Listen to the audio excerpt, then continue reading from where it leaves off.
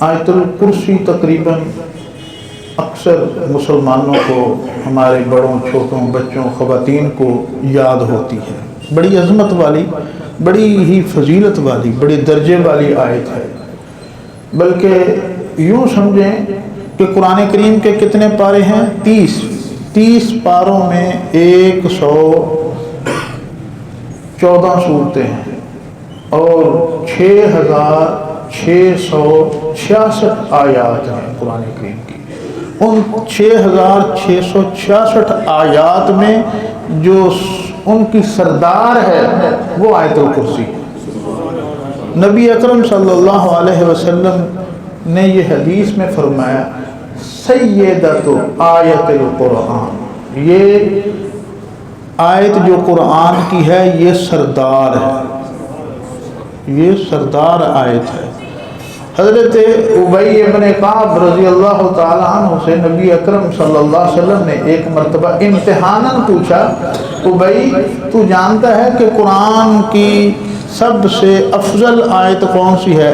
तो हज़रत उबई इब्न काब ने जवाब दिया, या रसूलल्लाह आयतुल कुर्सी, यही आयत पढ़ी। नबी अकरम सल्लल्लाहु अलैहि वसल्लम ने फरमाया, बिल्कुल ठीक है, तुम्हारा इल्म तुम्हें मुबारक हो।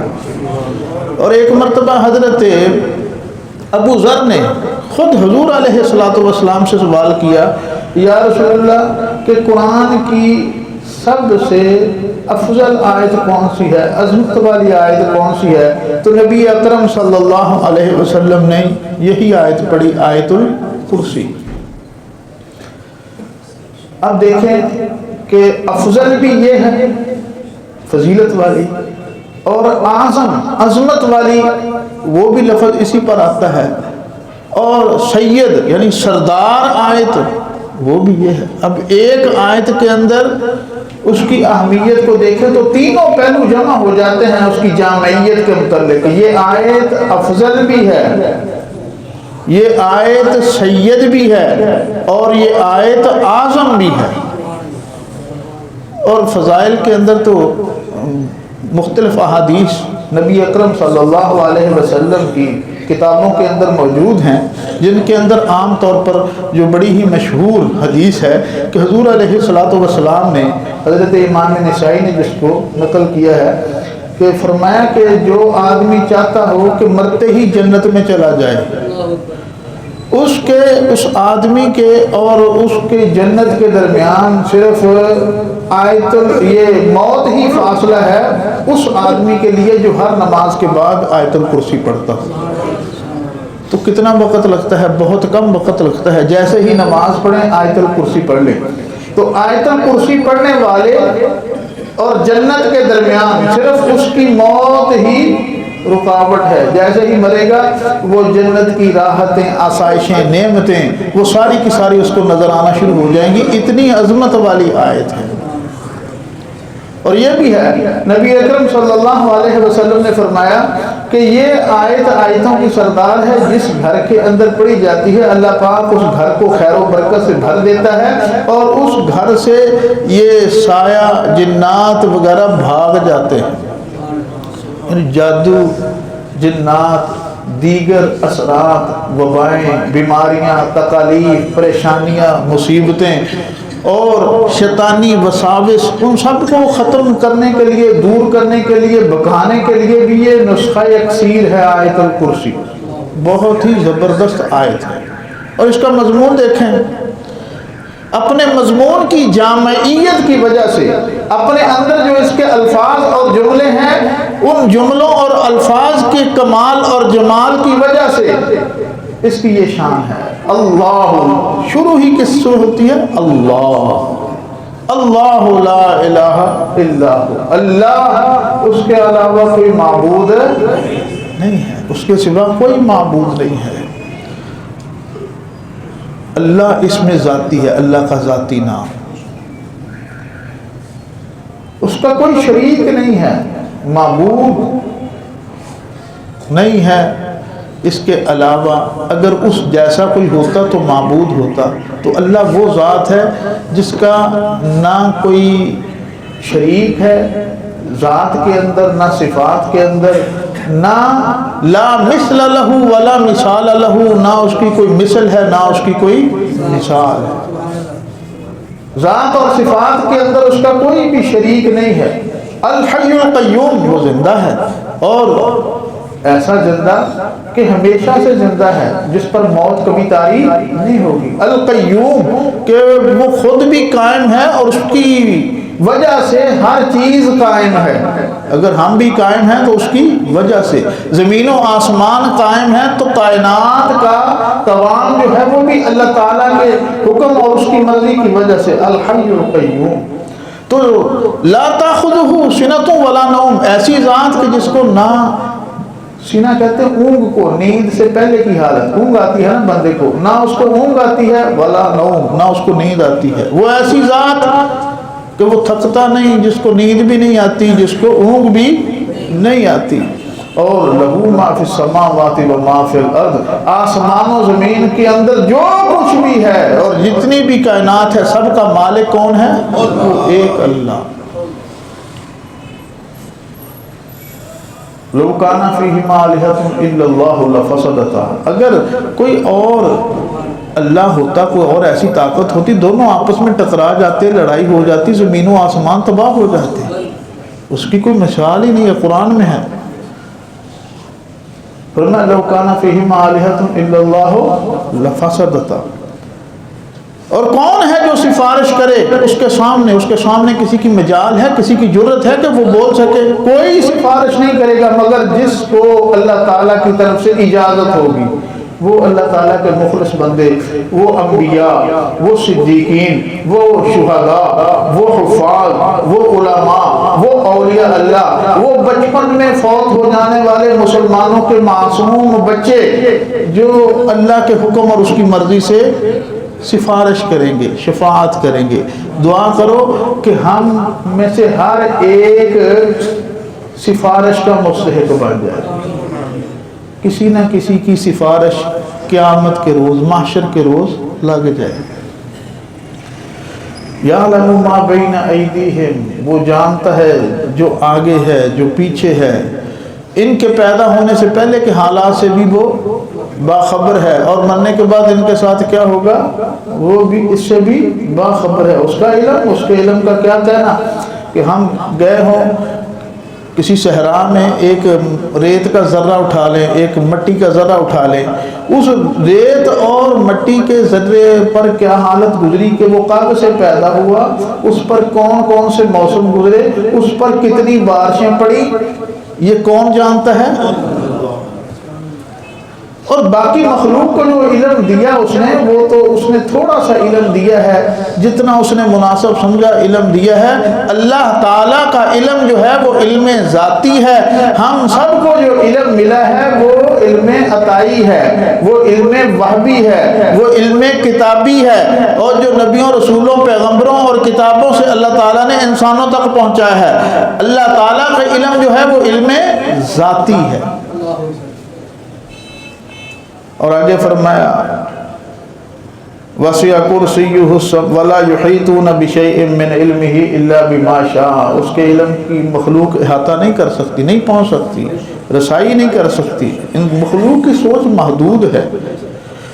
اس کی کرسی وہ زمین و آسمان پر حاوی ہے۔ کرسی سے مراد اقتدار ہوتا ہے، کرسی سے مراد جو ہوتا ہے وہ سلطنت اور حکومت ہوتی ہے۔ دیکھیں نا، کرسی کے لیے جنگ ہو رہی ہے، کرسی کے لیے سیاسی جماعتیں آپس میں ٹکرا رہی ہیں، تو وہاں کرسی کا مطلب یہ نہیں ہوتا کہ وہ جو کرسی، اگرچہ وزیر اعظم یا صدر بھی جس کرسی پر بیٹھتا ہے وہ 50,000 نہیں تو لاکھ کی ہوگی، تو اس 50,000 یا لاکھ کے لیے جنگ نہیں ہو رہی ہوتی۔ مقصد کیا ہوتا ہے؟ اقتدار، مقصد حکومت۔ یہاں اسی سے کنایا ہے کہ اللہ تعالیٰ کا اقتدار، اللہ تعالیٰ کی حکومت اور اللہ تعالیٰ کی سلطنت جو ہے وہ ہر چیز پر حاوی ہے، وہ بے نیاز بادشاہ ہے۔ اور احادیث کے معنی اور مفہوم سے کرسی کی، اس کا جسم ہونا، عرش کا جسم ہونا، وہ بھی سامنے آتا ہے۔ نبی اکرم صلی اللہ علیہ وسلم نے فرمایا کہ ساتوں زمین اور ساتوں آسمان ان کو اگر جمع کر لیا جائے تو یہ کرسی کے سامنے ایسے ہی ہیں جیسے ایک بڑے میدان کے اندر ایک انگوٹھی رکھ دی جائے. ساتوں زمین و آسمان کرسی کے سامنے ایسے ہی ہیں جیسے بڑے میدان کے اندر ایک انگشتری رکھ دی جائے. اور پھر کرسی عرش کے سامنے بالکل ایسی ہی ہے جیسے بڑے میدان کے اندر ایک انگشتری رکھ دی جائے. یہ اس کی کرسی، یہ ہے اس کا عرش. وہ اتنی باکمال ذات ہے. وَلَا يَئُودُهُ حِفْظُهُمَا، اور نہیں تھکاتا ان کی نگرانی کرنا. وہ صبح شام دن رات خود ہی اس نے پیدا کیے، مخلوق کو دیکھ رہا ہے، نگرانی کر رہا ہے، سن بھی رہا ہے، دیکھ بھی رہا ہے، تھام بھی رہا ہے، مار بھی رہا ہے، پیدا بھی کر رہا ہے، بیمار بھی کر رہا ہے، بیماریوں میں مبتلا کر رہا ہے، صحت بھی دے رہا ہے، رزق دے بھی رہا ہے، چھین بھی رہا ہے، سب کچھ کر رہا ہے، لیکن وہ تھکتا بھی. وَلَا يَئُودُهُ حِفْظُهُمَا، وہ اپنی اس نگہبانی اور نگرانی جو ہے یہ اس کو تھکاتی بھی نہیں ہے. وَهُوَ الْعَلِيُّ الْعَظِيمُ، تو وہ اپنی ذات کے اندر تنہا ہے، وہ واجب الوجود ہے، وہ قدیم الذات ہے، اور وہ ذات صرف ایک ہی ذات ہے، اس کا کوئی شریک نہیں ہے. دیکھیں نا، اللہ تعالیٰ کا جو قرآن ہے، کلام اللہ ہے، اس کے اندر جو بحث ہوتی ہے وہ 3 مضامین پر ہوتی ہے: توحید، رسالت اور آخرت. توحید پر دلائل ہی دلائل، رسالت پر دلائل ہی دلائل، آخرت پر دلائل ہی دلائل. لیکن کچھ کم عقل جب وفی انفسکم افلا تبصرون، اللہ فرماتے ہیں کہ تم اپنے وجود کے اندر ہی غور کر کے دیکھ لو، تمہیں آنکھیں کھل جائیں گی، نظر آ جائے گا کہ اس وجود کو بنانے والا کوئی ہے. یہ آنکھیں کس نے بنائی ہیں؟ دیکھیں، جو نابینا ہوتے ہیں آنکھیں ان کی بھی ہوتی ہیں، پیچھے سے نور نہیں ہوتا. جو بہرے ہوتے ہیں کان ان کے بھی ہوتے ہیں، اللہ تعالیٰ نے قوت شنوائی اس سے اندر ختم کی ہوتی ہے. اور یہ ناک دنیا کا بہترین ایک فلٹر، جو سونگنے کا ذریعہ، یہ پورا وجود، اس کے اندر کی ہر چیز، اس کا کوئی ثانی ہے، اس کا کوئی نعم و بدل ہے. کسی ڈاکٹر نے، کسی سائنس نے، آج کتنا ترقی یافتہ دور ہے، ان کا کوئی متبادل بنایا ہے یا بنا سکتا ہے؟ یہ کس کی کاریگری ہے؟ یہ اللہ کی تخلیق ہے. وہ فی انفسکم، باقی باہر زمینوں کا، آسمان کا، اتنا بڑا آسمان، اس پر چمکتے ہوئے ستارے، چلتے ہوئے دریا، اور بلند و بالا پہاڑ اور چوٹیاں، اور اوپر ہمارے اڑتے ہوئے لاکھوں ٹن کے پانی کے بادل اوپر پھر رہے ہیں. ان کو دیکھ کر پھر نہیں کہ اللہ تعالیٰ کی کوئی ذات ہے، وہ اس کی دلیلیں، اس کی نشانیاں، اس کی ذات کی واجب الوجود ہونے کی جو قرآن بھرا پڑا ہے.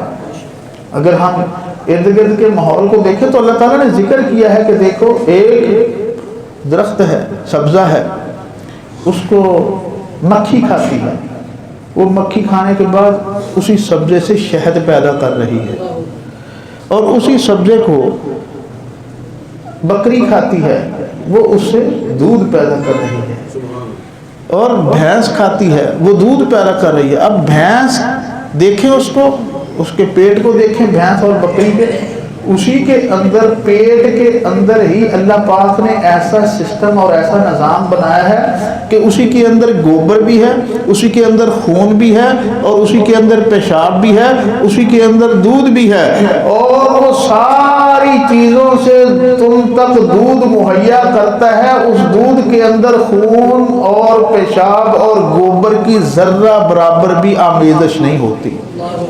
سائغا للشاربین، اللہ فرماتے ہیں کہ اس کے وجود سے، اس کے جسم سے میں ایسا دودھ نکالتا ہوں کہ تمام پینے کے اندر تمہارے لیے وہ خوش ذائقہ ہے، صحت بخش ہے. اور وہ نکالنے والا کون ہے؟ کوئی ایسی مشینری ہے؟ کوئی بنا سکتا ہے ایسی مشینری؟ شہد کی مکھی بھی وہی کھاتی ہے، وہ شہد پیدا کرتی ہے. ریشم کا کیڑا بھی وہ سبزہ کھاتا ہے، اسی سبزے کو کھا کر وہ ریشم پیدا کر رہا ہے. اللہ تعالیٰ کی ذات ایسی جامع ہے کہ ہم سب کا نظریہ کیا ہے، عقیدہ کیا ہے؟ اللہ ایک ہی ہے، نہ اس سے پہلے کچھ تھا اور وہ ذات ہمیشہ رہے گی. وہ ذات ہمیشہ ابدی بھی ہے اور ازلی بھی ہے. اللہ کی ذات ابدی بھی ہے اور ازلی بھی ہے. جو دہریے ہیں کچھ تو ہے نا اہل کتاب اللہ کو مانتے ہیں, کچھ کافر ایسے ہیں جن کے ساتھ ہمارے اختلافات تو ہیں, وہ کتابوں کی وجہ سے, رسولوں اور پیغمبروں کی وجہ سے, لیکن اہل کتاب ہے, اللہ کی ذات پر ان کا ایمان ہے. لیکن کچھ ہیں دہریے, وہ کہتے ہیں کہ نہیں یہ سب کچھ خود بخود چل رہا ہے, چرخہ نہ چلائیں, مشین نہ چلائیں تو کپڑا نہیں بنتا. تو یہ روزانہ سورج کا نکلنا, غروب ہونا, چاند کا نکلنا, غروب ہونا, پانی کا چلنا, جانا, آنا, یہ سب کچھ خود بخود چل رہا ہے. تو دہریوں سے ایک مناظرہ ہوا تھا. آپ کو میں نے پہلے بھی بتایا تھا کہ ایک دفعہ حضرت امام اعظم ابو حنیفہ رحمۃ اللہ علیہ کے زمانے کے اندر, جب آپ بچے تھے بچپن میں, اس وقت کے ایک بادشاہ نے اس وقت ایک علماء کی جماعت اور گروہ کو 4 سوال لے کر بھیجے تھے کہ ان 4 سوالوں کے جواب دے دو, ہم آپ کو مان بھی جائیں گے, تسلیم بھی کر لیں گے, کلمہ بھی پڑھ لیں گے. تو وہ 4 سوال حضرت امام ابو حنیفہ رحمۃ اللہ علیہ کا اس وقت بچپن تھا, اور ان کے استاد حضرت حماد کے پاس وہ پہنچے تو وہ بڑے پریشان متفکر. حضرت امام اعظم ابو حنیفہ رحمۃ اللہ علیہ کی عمر اس وقت تقریباً 10-12 سال تھی. کچھ بچے ذہانت اور فطانت اور لیاقت اللہ تعالیٰ کی عطائی ہوتی ہے, وہ بھی ہوتی ہے.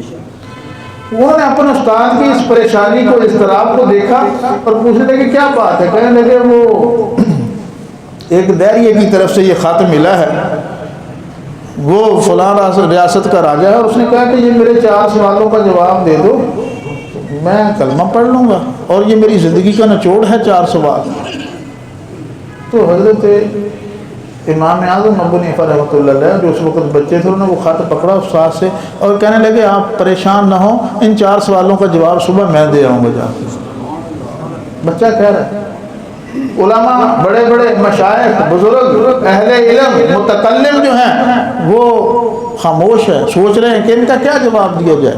وہ بچہ کہتا ہے کہ آپ چھوڑیں, میں جواب دے آؤں گا, میرے پر رہنے دیں. کبھی کبھی استاد کو اپنے شاگرد پر بڑا اعتماد اور بھروسہ ہوتا ہے کہ یہ مجھے رسوا نہیں کرے گا, مجھے شرمندہ نہیں کرے گا. بھیج دیا. اب بادشاہ کے دربار کے اندر جب یہ بچہ پہنچا, کس لیے آئے ہو؟ بچہ کہنے لگا وہ سوالوں کے جواب دینے آیا ہوں جو آپ نے کل بھیجے تھے ہمارے اکابر اور بزرگوں اور بڑوں کی طرف. بادشاہ کہنے لگا کہ وہ سوال تو میری پوری زندگی کا نچوڑ ہے, ان کا کوئی جواب دینے کے لیے بڑا آتا, کوئی عالم آتا. تو اس بچے کا بادشاہ پر پہلا حملہ یہ تھا, جملہ بازی میں بچہ کہتا ہے کہ آپ کے سوال بچوں والے ہیں, سوال بچوں والے ہیں, تو جواب دینے کے لیے بڑا کیوں آئے؟ بچہ آئے گا نا, بچگانہ سوالوں کے جواب بچہ ہی دے گا, اس لیے آ گیا ہوں. بادشاہ بڑا حیران ہوا, یہ اتنا تیز ہے. اچھا کروں پہلا سوال؟ جی کریں, پہلا سوال کریں. وہ بادشاہ کہنے لگا, دربار لگا ہوا ہے, کچہری لگی ہوئی, وزراء ندامہ سارے مشیر کھڑے ہیں, میرا پہلا سوال یہ ہے کہ اگر خدا ہے تو ہمیں دکھائی نہیں دیتا, نظر نہیں آ رہا, اگر خدا ہے, رب ہے تو ہمیں اپنا رب اور خدا دکھاؤ. بچہ کہنے لگا ٹھیک ہے, تو میں ایسا کرو دودھ منگواؤ. دودھ منگوایا, رکھ دو, رکھ دیا. کہا بچے نے بادشاہ سے اس دودھ کے اندر گھی ہے یا نہیں ہے؟ اور بادشاہ کہنے لگا گھی ہے. تو بچہ کہنے لگا مجھے گھی دکھاؤ ذرا دودھ. وہ کہنے لگا گھی دیکھا جائے گا لیکن اس کے لیے کچھ پہلے کام کرنے پڑیں گے. اس دودھ کو گرم کیا جائے گا, ابالا جائے گا, پھر رکھا جائے گا, ٹھنڈا کیا جائے گا, یعنی دہی وغیرہ جمائی جائے گی, اور اس کے بعد پھر اس کے اندر مدھانی, اور پھر مدھانی کے بعد وہ مکھن, پھر گھی سامنے آ جائے گا. کہنے لگا کہ ایک دودھ سے گھی دیکھنے کے لیے اتنی محنت درکار ہے, اور تو کہہ رہا ہے کہ میں رب کو بغیر محنت کے ہی دیکھ لوں. تو پڑھ کلمہ اور اقرار کر کے اشہدو ان لا الہ الا اللہ واشہدو ان محمد رسول اللہ, اور اس کی طرف سر بسجود ہو, ہاتھ باندھ اور سجدے میں جا, رب نظر نہ آیا تو پھر مجھے کہنا. بادشاہ کہنے لگا ٹھیک ہے آپ کی بات مجھے سمجھ آ گئی، دوسرا سوال کرو۔ پہلے سوال کا جواب مل گیا۔ دوسرا سوال یہ ہے کہ اگر آپ کا رب ہے تو وہ اس کا منہ کس طرف ہے؟ دیکھیں نا کیسا سوال، رب کا منہ کس طرف ہے، خدا کا منہ کس طرف ہے؟ بچہ کہنے لگا آپ ایسا کریں چراغ منگوائیں، چراغ منگوایا گیا، جلا دیا گیا، رکھ دیا گیا۔ اب بادشاہ مجھے بتائیں کہ اس کا منہ کس طرف ہے؟ چراغ جل رہا ہے، اس کا منہ کس طرف ہے، اس کی روشنی کس طرف ہے؟ وہ کہنے لگا اوپر بھی نیچے بھی دائیں بھی بائیں بھی ہر طرف ہے اس کی روشنی۔ بچہ کہنے لگا میرا رب نور ہے۔ یہ تیری چھوٹی سی ایک لالٹین، یہ چراغ، یہ موم بتی، اس کی روشنی ہر طرف ہے، وہ تو نور بھی ہے، نور کا مالک بھی ہے، وہ بھی، اس کا منہ بھی ہر طرف ہے، ہر جگہ دیکھتا ہے۔ وہ تو سمندر، سیاہ رات کے اندر صرف سمندر کے پانی کا اپنا اندھیرا، اور اس اندھیرے کے اندر مچھلی، اور مچھلی کے پیٹ کا اپنا اندھیرا، اور اس مچھلی کے پیٹ کے اندر وہ تو یونس کی پکار کو بھی سنتا ہے۔ وہ تو پتھروں کے اندر اور پتھروں کی تہوں کے اندر کیڑوں کو بھی رزق پہنچاتا ہے، وہ تو ہر جگہ ہر وقت دیکھتا ہے۔ بادشاہ کے دو سوالوں کا جو جواب مل گئے، وہ بڑا حیران ششدر۔ اچھا جی تیسرا سوال کریں بادشاہ؟ تیسرا سوال وہ بڑا جاندار اس نے کیا اپنی طرف سے۔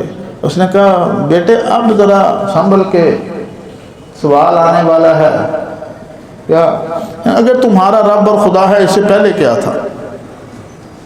ہر چیز سے پہلے کچھ نہ کچھ ہوتا نا، رب سے، خدا سے پہلے کیا تھا؟ اچھا بچہ کہنے لگا کہ اس میں اتنی حیرانگی والی بات کون سی ہے، آپ کو گنتی آتی ہے؟ بادشاہ کہنے لگا کہ گنتی تو آتی ہے۔ بچہ کہنے لگا مجھے یہ بتاؤ کہ 5 سے پہلے کیا ہوتا ہے؟ بادشاہ کہنے لگا 4۔ بچہ کہنے لگا 4 سے پہلے؟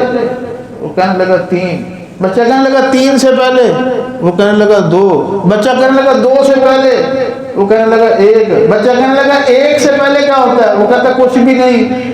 بچہ کہتا ہے ہمارا خدا، ہمارا رب بھی ایک ہے، اس سے پہلے بھی کچھ نہیں ہے۔ ہم تمہاری طرح 2 4 5 10 کو تو مانتے نہیں ہیں، ہم مانتے ہیں ایک کو، اور تو خود کہہ رہا ہے ایک سے پہلے کچھ نہیں ہے، آغاز اور ابتدا ہی ایک ہے۔ وہ تیرے ہوں گے زیادہ خدا، تو مانتا ہو یا نہ مانتا ہو، جن کے ہیں ان سے تو سوال کرنا کہ ان سے پہلے کیا تھا۔ ہم تو مانتے ہی ایک کو ہیں، جھکتے ہی ایک کے سامنے ہیں، ایک ہی ہمارا پروردگار ہے۔ اب کتنے سوالوں کے جواب دے دیے؟ کل سوال کتنے تھے؟ 4، ایک باقی تھا۔ بادشاہ سوال کرنے لگا، بچہ کہنے لگا ٹھہریں، مجھے نہیں سمجھ آتی کہ آپ کیسے بادشاہ ہیں، آپ کو تخت پر کس نے بٹھا دیا؟ وہ کہنے لگا یہ بچہ کیا کہہ رہا ہے؟ کہنے لگا کہ آپ کو اتنا تو پتہ ہونا چاہیے کہ سوال کرنے والا جو سائل ہوتا ہے وہ سامنے کھڑا ہوتا ہے، کھڑے ہو کر سوال کرتا ہے، اور جو جواب دینے والا ہوتا ہے وہ تو صاحب علم ہوتا ہے، وہ بیٹھ کر بڑے آرام سے جواب دیتا ہے۔ تو نے میرے ساتھ سارا کام ہی الٹ کیا ہوا ہے، جواب میں دے رہا ہوں اور میں کھڑا ہوں، سوال تو کر رہا ہے اور تو بڑے آرام سے تخت پر بیٹھا ہے، کرنے والا کام تو کرنا۔ بادشاہ کہنے لگا اس میں کون سی بات ہے، آجا تو تخت پر بیٹھ، میں وہاں جا کے سوال کر لیتا ہوں۔ بچہ آیا تخت پر بیٹھ گیا، بادشاہ سامنے بچے کی جگہ پر کھڑا ہو گیا۔ بچہ کہنے لگا آپ کر سوال۔ بادشاہ کہنے لگا سوال یہ ہے کہ اگر خدا ہے تو وہ اس وقت کیا کر رہا ہے؟ یہ چوتھا سوال تھا، خدا ہے، رب ہے تو اس وقت کیا کر رہا ہے؟ بچہ کہنے لگا ابھی نظر نہیں آ رہا کیا کر رہا ہے، دیکھ نہیں لیا کیا کر رہا ہے۔ ایک بچے کو اٹھایا تخت پہ بٹھا دیا اور تخت والے کو اٹھایا نیچے کھڑا کر دیا، یہ خدا کر رہا ہے۔ تو اس وقت سب نے کہا اشہد ان لا الہ الا اللہ۔ یہ بچپن ہے امام ابو حنیفہ کا، جب جوانی اور امامت کا دور تھا اس وقت تو داریوں کے ساتھ اور بھی کئی مقابلے اور مقالے ہوئے۔ تو ایک دفعہ ایک مناظر نے چیلنج کر دیا کہ آؤ، تو حضرت امام صاحب لیٹ ہو گئے، انہوں نے شور ڈال دیا، اور شور ڈالنے کے بعد کہا کہ وہ تمہارا امام، تمہارا مولوی تو موقع پر پہنچا ہی نہیں ہے، وہ تو آیا ہی نہیں ہے۔ لیکن فتح کا اعلان ہونے سے پہلے امام صاحب وہاں پہنچ گئے، صاحب کہنے لگے کہ آپ اتنی تاخیر سے اتنی دیر سے کیوں پہنچے ہیں، ٹائم تو اوپر ہو گیا ہے۔ وہ کہنے لگے راستے میں ایک نا کام خراب ہو گیا، راستے میں دریا پڑتا تھا، اس کو عبور کرنا تھا، پار کرنا تھا، تو کشتی کوئی نہیں تھی، کشتی کوئی نہیں تھی، کوئی سواری نہیں تھی، کیسے دریا پار کرتا؟ پھر میں دیکھتا ہوں اچانک کہ ایک درخت اکھڑتا ہے، خود بخود زمین سے اکھڑتا ہے، اور اکھڑ کر اس کے خود بخود پھٹے بنتے ہیں، اور پھٹے بننے کے بعد خود بخود اس کی کشتی بنتی ہے، اور کشتی بننے کے بعد وہ پانی میں آ جاتی ہے، پھر میرے پاس کنارے پر آ جاتی ہے، اور میں اس کشتی میں سوار ہوا، وہ خود بخود کشتی چلتی ہے، وہ مجھے دریا پار کرواتی ہے، پھر میں یہاں تک پہنچا ہوں۔ وہ سارے ہنسنے لگے کہ دیکھو جی، درخت بھی خود ہی اکھڑا، چرا بھی خود ہی، پھٹے بھی خود بنے، کشتی بھی خود بنی، چلی بھی خود ہی، لیا بھی خود ہی، یہ کیسے ہو سکتا ہے؟ امام صاحب کہنے لگے یہی تو میرا دعویٰ ہے، یہی تو میرا موقف ہے کہ خود بخود کچھ نہیں ہے، یہ زمین، یہ آسمان، یہ چاند، یہ سورج، یہ سیارے، یہ ستارے، یہ دریا، یہ سمندر، یہ پہاڑ، یہ باغات، یہ سب کچھ جو ہے یہ خود بخود نہیں چل رہا، اس کو چلانے والی کوئی ذات ہے۔